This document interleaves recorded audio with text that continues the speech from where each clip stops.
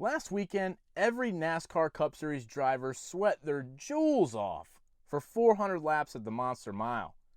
But this weekend, things are going to be a little different, because for the 22nd race of the Cup Series season, these drivers will instead be racing for a crown jewel at the Brickyard 400. And if a prestigious race isn't enough to make your pickle hot, we also have a 1v1 matchup for $1 million.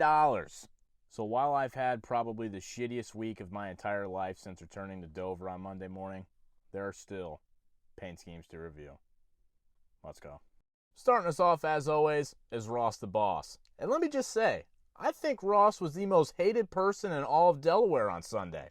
Because thanks to Ross for parking his car in a Turn 3 grass, the entire 69% full grandstands at Dover Motor Speedway had to make the decision to either sit and watch air dryers for an hour and a half or go home. As a member of that 69%, I speak for most of us when I say, Ross, we wish you would have just not ran out of talent so we could have all taken our sunburnt asses home seeing a full 400 laps with no rain. But instead, I got to watch the finish on the Chesapeake Bay Bridge. Thanks, Ross. 10. I received a 2019 Brad Keselowski discount tire diecast from fan mail the other day, and it made me realize something. Maybe it's not the paint scheme that's ass, it's just the driver. 6. I think it's time to have a legitimate conversation about who the better Dillon brother is. If Ty Dillon goes on to win this in-season tournament from the 32nd seed in a Kaulig car, does that automatically catapult him to the #1 Dillon brother? Because let's be real, every single one of Austin's wins has been a fluke, and he's been in superior equipment for his entire career. Plus, Ty is taller and better looking. We have a real argument here. This car looks like the Slytherin house. 8. In a rain delay interview on Sunday, Noah made a mention about how his thing is bigger than Mark Martin's. But I don't know about all that, Noah. Let's not forget, Mark was sponsored by Viagra for how many years? That shit has to have some sort of long-lasting effect. I'd be willing to bet that Mark Martin is hung like Conor McGregor. Oh, wait, he was talking about his ball chiller, not his penis. Everything I said still stands. 8. After his 25th to 4th performance this past weekend, I think we can officially say Kyle Larson is back. Which makes this Kyle Larson better than 5.5 finishing position over on Grid Rival a guaranteed lock. And if you sign up right now with the promo code Tyler or use the link in my bio, you'll get a 100% deposit match. If you love making NASCAR picks, you will love this app. And hopefully you'll finish one spot better than my buddy did the other day and actually win. Glaze on. 10. Last year at the Brickyard, Brad Keselowski tried to stretch out his fuel to the last drip. And had it not been for a late race caution, I think he might have pulled it off. The good news is that this year, even if he runs out of gas, he'll have the power of some big-ass fans to get him to the finish. Just saying. 10. This seems like a paint scheme that the team released and expected everyone to be impressed with. You failed miserably. 3. After the race on Sunday, Pawpaw came across the radio and said, "Damn, we need to get some better cars. I've seen our drivers and we should be better than this." Hey Dick, are you just now realizing this? Your race cars have been glorified toasters for the past 2 years. You're ruining the legacy of one of the greatest drivers in the history of NASCAR. In the wise words of Ashley Cook, you don't even know the hell you are. 3. The bad news for me this week is that Chase Elliott is now the points leader. The good news for me, though, is that Chase led over 250 laps and they still found a way to piss the win away. And cool story, you're in the points lead. That playoff system that you guys all love, he only has 6 points. Good luck getting to Phoenix. 1.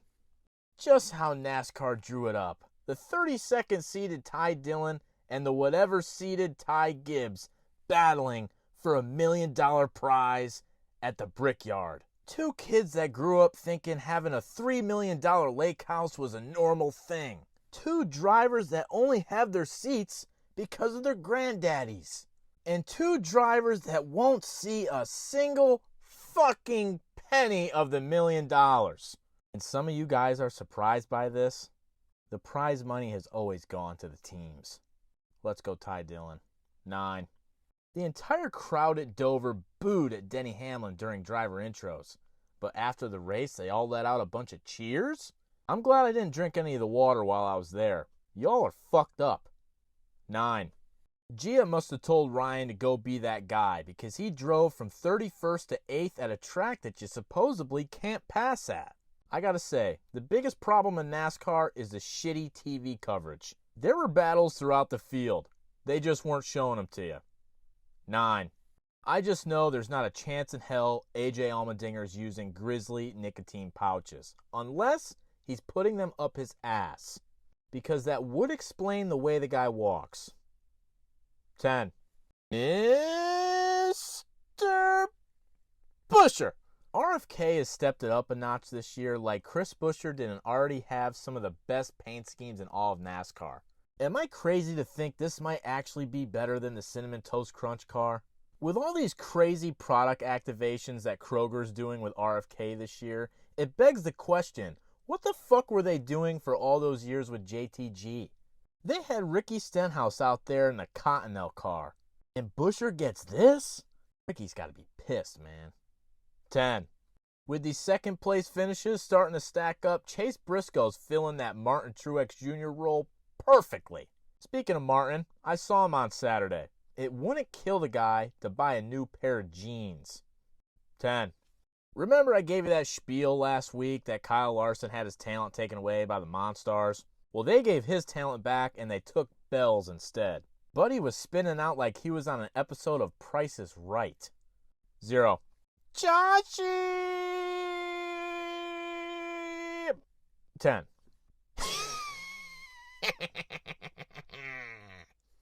Six. The more I see this paint scheme come in front of my eyeballs, the more I despise it. I still don't know what Chumba Casino is, and I don't care to find out. 0. Met a guy in the garage area on Sunday, and he very aggressively told me William Byron is not going to fumble the bag today. I don't even have to say it. These jokes write themselves. 9. I see they gave Toddy a little update to the generator scheme, and I may just be a sucker for black and red, but I think it kind of fucks. 9. Here's your weekly reminder that Riley Herbst does in fact still exist. 6. Ironic that Zane Smith is in the Aaron's Dream Machine this weekend because last weekend at Dover he made his biggest fans' dreams come true. If you're on Twitter, we all know who I'm talking about. It made me gain a lot of respect for Zane Smith, and I'm going to convert that respect into U.S. currency that I use to put on him finishing in the top 10. 10. I'm not sure if there was something wrong with Cole Custer or if it's just a complete lack of talent, but I'm pretty sure I watched him go about 800 laps down at Dover. At least the car fucks, though. 10.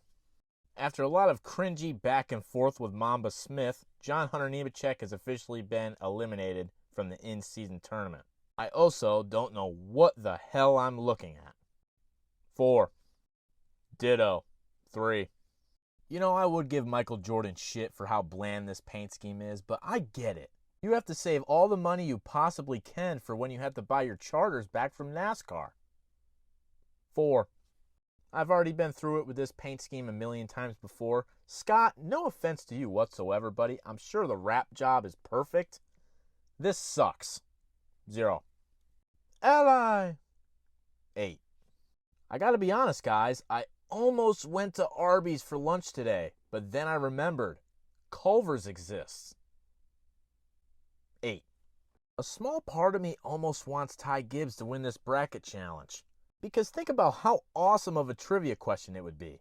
What driver won an in-season tournament without ever winning a race in his entire career? Oh wait, that's going to happen literally either way. 6. So Ryan Preece wasn't too thrilled with me when he found out that I didn't give him a very great score on his car last weekend. His exact words in a pretty large group of people were, "Fuck this guy." The bad news is, he's running the same exact paint scheme he ran last weekend. The even shittier news is that after seeing this car in person, I hate it even more. and I still have not the slightest idea what it's even supposed to be. 5. I had a great conversation with Jesse Love on Saturday, but more on that tomorrow in the Xfinity review. 10. Guys, this car is really exciting because the pit stop has gone big time, and a lot of you are actually lucky enough to get your own name on the car. If you don't already know Pit Stop, he is the best NASCAR diecast seller on all of Whatnot. He goes live every Wednesday, Friday, and Sunday. And if you're watching this on Wednesday night, he is live right now over on Whatnot. He's got all the latest and greatest diecast, even some older stuff. Or if you just want to hang out, have a good time with a bunch of other NASCAR fans, it's a blast. And it's really cool to see his logo on such a badass looking race car. Hopefully Josh Bilicki can wheel this baby to a good finish. 10. We're not quite seeing the benefits of a new graphic designer over at Spire yet. 2. But I sure am glad they keep bringing back this banger. Although still radio silence on the casino trip with Carson Hocevar. It's time to turn your luck around, Carson. 10. You know what? I'm starting to agree with you guys. SVG is improving on ovals. He started 6th at Dover, only because qualifying got rained out, and wheeled it all the way to a 30th place finish. Glazers will say, well, he had a problem. Fair enough, but let's be real. He would have finished like 27th instead. But at least he wears driven sunglasses. 8. Crocodile. 8. And the Pit Stop Diecast Paint Scheme of the Week goes to Mr. Busher. Make it 2 in a row, baby. We're on a roll. Here's this week's top 3. Don't forget to check out Pit Stop Show tonight, Friday night at 6 o'clock, or Sunday afternoon. And sorry, Pitt, your paint scheme went up against one of the greatest of all time. Later.